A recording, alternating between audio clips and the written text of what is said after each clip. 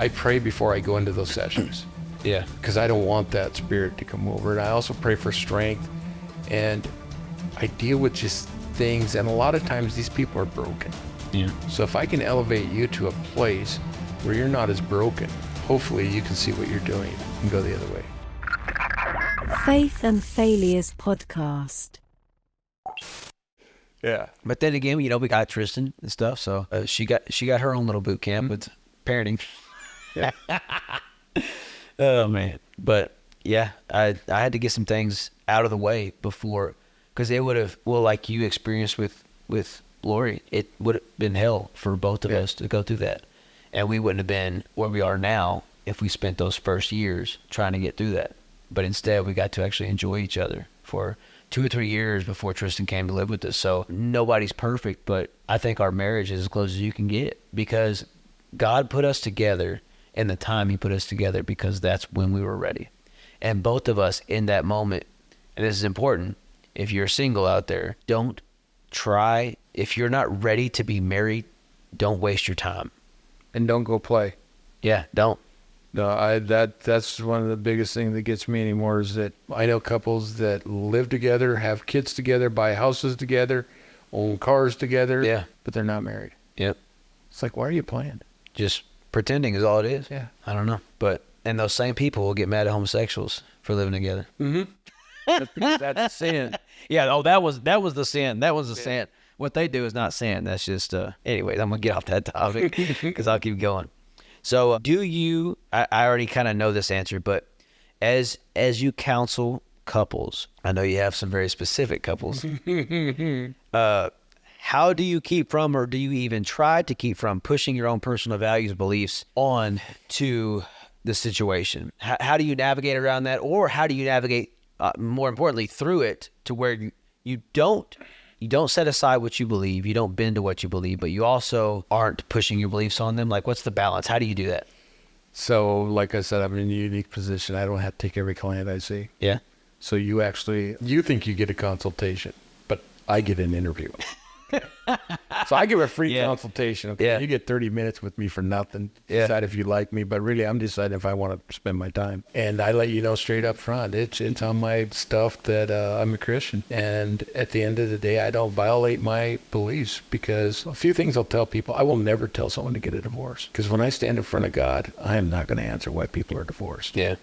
I will tell you, you need to set boundaries and be prepared for the consequences. That is one thing that I do constantly. You said I have unique couples, but are you ready for the thing to start scrolling? I am a Christian who sees homosexual couples for marriage counseling. And that is thanks to Pastor Steve. I actually He does blame me. I processed this with you. Yeah. And it's because I may be the only Christian that they experience in their life that shows them love. So I'm planting a seed I may never see develop. It may not develop. I don't know. And they continue to come to you because And of trust. Continue to come to me. And I never tell them, I never call their partner a spouse. I never say your husband or your wife or anything like that. And I'm open. I remember my first, I had a lesbian couple that have a kid, and they came to me and they said, yeah, and we have a kid. And I finally said, okay, hey, check it out. I'm a redneck from Montana. How do you have a kid? Did you adopt? And they went through the whole thing. I was like, at the end, I said, cool, thanks. Oh, so they actually just like told you out of a place of joy. They told me how they ordered the semen from someplace and then mixed it with one of their eggs, and then the other one carried it. And I mean, So it actually was from both of them then. it was, Somehow. I was like, okay. But the whole time we're talking with them, I shared with you the other day, I pray before I go into those sessions. Yeah. Because I don't want that spirit to come over. And I also pray for strength. And I deal with just things. And a lot of times these people are broken. Yeah. So if I can elevate you to a place where you're not as broken, hopefully you can see what you're doing and go the other way. Yeah.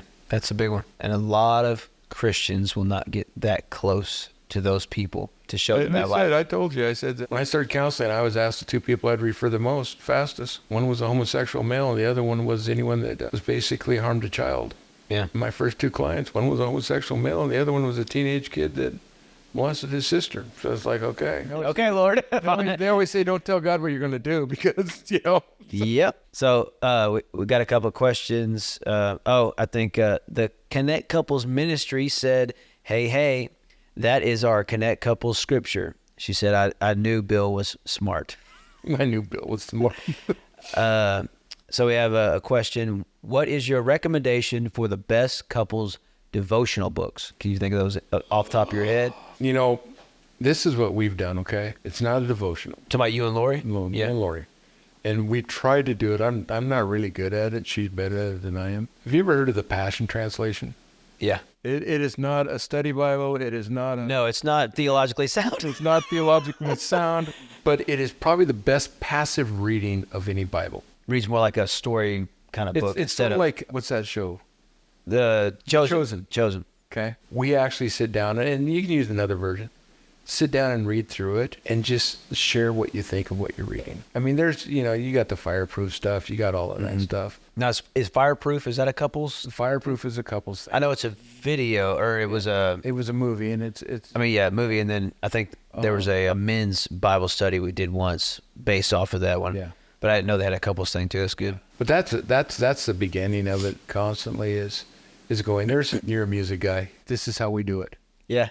Remember that song? This is how we do it. Montel Jordan. Yeah. Okay, this is amazing, I think. We seen him at a couples retreat. And this is another thing, guys. Spend the money, go to a couples retreat. Go to the one in Dallas. Go to any of them. You get so much from it, and they're so fun. Montel Jordan became saved and runs a couples ministry now. Really? And actually has a devotional. Really? And when they open up, their first line when they open up is... This is how we do it? He starts singing it. And then he says, everything changed when my wife walked into a church and asked God if she should divorce me. And God told him no. And I want you to know that I had an affair on my wife. And she goes, a few times. So, yeah. I mean, wow. They're out there. Get some of the newer ones. Don't be afraid to try something new. Yeah. Yeah, that's good. That's good. So are there any trends or future challenges in marriage counseling that you're preparing for? Something in the future that maybe you see that could be an issue? I mean... Yeah, same-sex marriages. Yeah. Open relationships. Polyamorous relationships. All of those things are just stupid. Yeah. All right. Go ahead. I always try to choke things back. The stuff that goes on in people's bedrooms anymore, I think, is one of the biggest hindrance in a relationship. I'm sorry, I'm selfish. I'm not inviting someone else into my bedroom with my wife. There's no way in the world there's not. Okay. I honestly believe, and this is my belief, so if you can find it different, please tell me and I'll read the scripture on it. Sex was designed between two couples. As long as it's safe, it's consensual, where's the boundaries? Yeah. So you got to make sure nothing else is added, no porn, no another person, none of that stuff. Yeah. And that's what ruins it anymore, is that all this stuff's added. And you got to break down those barriers. You got to break down those walls. You got to break down the comparisons. You got to, all this stuff. And I think a lot of that also leads back to the culture, leads back to the porn addiction, because they see things. And they're like, I like what I'm seeing. I want to try it. I told someone once, sorry, Lori. I told someone once, sorry, Lori. Everyone wants to date the porn star, but nobody wants to marry him. Facts. Yep. So when you find that level of those 4 intimacies clicking all the time and the 5th one sitting there, don't look outside. It's really like when that kind of perversion tries to come into a marriage, into the privacy of a bedroom. I think it's really kind of like an open marriage, somebody wanting consent on stepping outside of the marriage and feeling like, well, I guess if I include who I'm with, it's okay.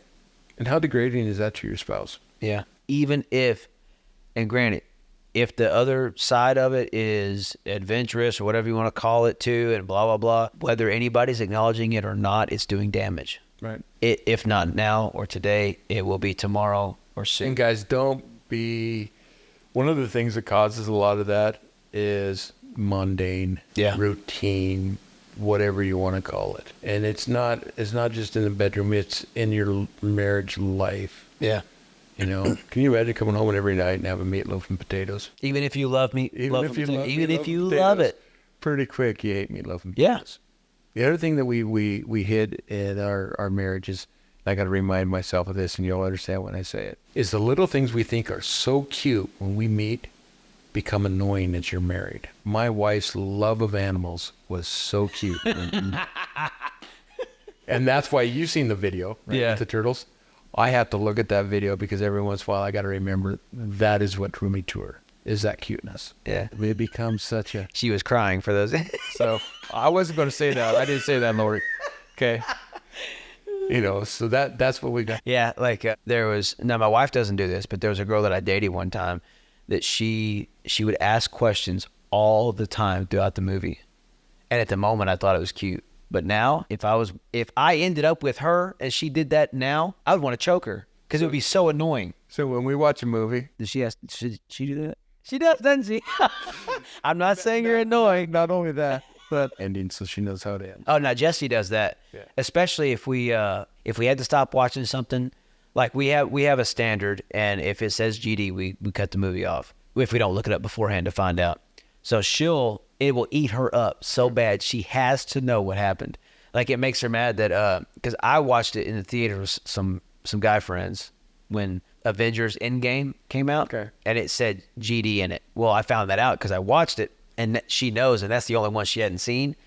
She eats her There's up. an app that will remove that. Yeah, VidAngel. Yeah. But I think the Marvel, they wouldn't let them do it on there. So that was because we looked. I've got a friend, Lori, text you know who and ask her. Our mic is cutting out.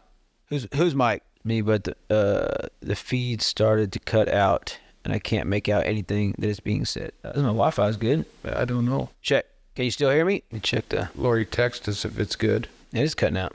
Okay, so you can hear now, Lori. She said that she didn't hear anything we were talking about at the end when we were laughing. That might be good, actually. Well, hopefully the audio is being recorded when we post it again. Yeah, it is cutting out right there. Hopefully it's working now. Well, if not, no one's... I think that was... It never went out for Shayna. I think that's when you were picking on Lori anyway. Well, sounds like it's working. Anyways, so if someone was thinking about doing this for a career, what would you give them a run? Give them as advice? No. Make sure you're secure in your own stuff. That's good. Make sure that you're secure. They're going to teach you in school. Make sure you know what you're sharing. Make sure you know what? People like real people. Yeah. And I think that's why I'm able to connect. Because I'll tell you I'm messed up, man. I'll tell you that, where we struggled and everything like that. Yeah. And I don't spill my guts but the other thing is to remember is you're not the fix-all. You're not the end-all to everything. And if you don't connect with somebody, kick them on. Send it to someone else that does. Everyone's like, you said it earlier, people that carry clients forever for job security. Yeah. I honestly think counseling's like a mortician. You're never going to run out of clients. That's true. It's true. You may have to market it a different way or something. And that's, that's what we're doing right now is figuring out how to market it more towards the marriage side than the other stuff. Yeah. But, that's the big one with it. Yeah. So if you have any closing thoughts, let's say little free session right here for if anybody's struggling. Say you have a marriage couple right now and they're struggling. What would be, I kind of know probably what your answer would be, but what would be your advice to the struggling couple? Or say it's one person that feels like they're doing all the trying and the other side is not. Like, obviously you can't counsel them from 10 seconds of saying something, but what would you try to help them to navigate that situation to at least find better waters? First thing you got to do, you got to open up about it. Okay. If you're the one that's trying and you keep getting walked on, you need to have absolutes. Okay. You need to have boundaries. We talk about boundaries all the time, but do you really know what they are? Yeah. Boundaries are something I need you to do, why I need you to do it, and what's going to happen if you don't do it. And you got to stick with them. You may not like the outcome, but you got to have your boundaries. You got to be able to be open. You got to be able to listen. We always want to say, so really tell me what's wrong. Be prepared. Yeah. And don't own it. Yeah. And don't be afraid to call someone. Seriously, don't be afraid to call someone. I'm not dogging you when I say this. Pastors are a good resource, but they can only go so far. Yeah. So if you tried your pastor, you tried someone like that, call someone else. Don't be afraid to go out there. Don't air your laundry. Yeah.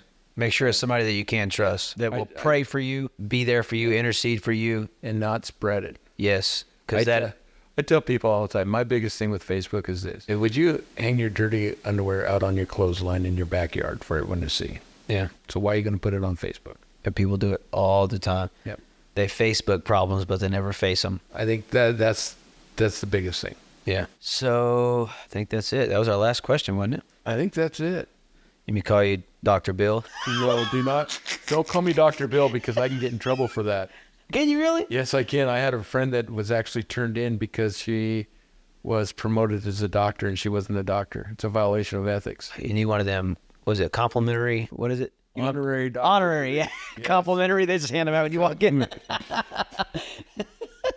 Well, thank you so much for coming and sharing. And remember that you can always email faithandfailures@gmail.com if you ever have any questions after an episode or you want to get in contact with him. He does do online counseling as well. I don't know if he's taking in more clients, but he'll give you an assessment. He'll see whether you're going to be his client or not. We also do coaching. And coaching. So here's the deal. I can do counseling if you're in state. If you're out of state, we can do coaching. Okay, cool. Quality's the same. There you go. So, that's the big thing with it. So I know we have some people watching in Europe and Canada and stuff like that. So if you're not around, you can still, he does it on the computer with some of his clients. So coaching would be a good step in the right direction for sure. You take insurance. Take insurance. Now, do you only do insurance? Oh, no.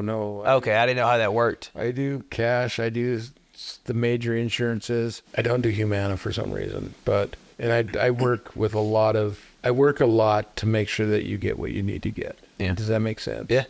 Now, I'll tell you, I believe you have to have skin in the game. So, and the other thing we do, the conferences. If you book us for a conference, we come in and we'd come in and we'd train mentors to leave at your church that are trained and prepared and enriched. We'd do it's a day and a half, 2-day conference, do all the assessments, and then leave after we do the assessment. We're there probably about a week and a half. That's the cool thing about doing it online. I can still do my other stuff online. Yeah, that's cool. So once I repost this video with his consent, his information to get a hold of him and for the conferences and things like that too, his email and all that stuff to his business, I will have that down below in the description, or if you're on Facebook, down below in the little box. But once again, thank you so much for joining us today on another episode of Faith and Failures. Don't forget to like, it's free. Subscribe to our YouTube channel, follow us on Instagram and Facebook.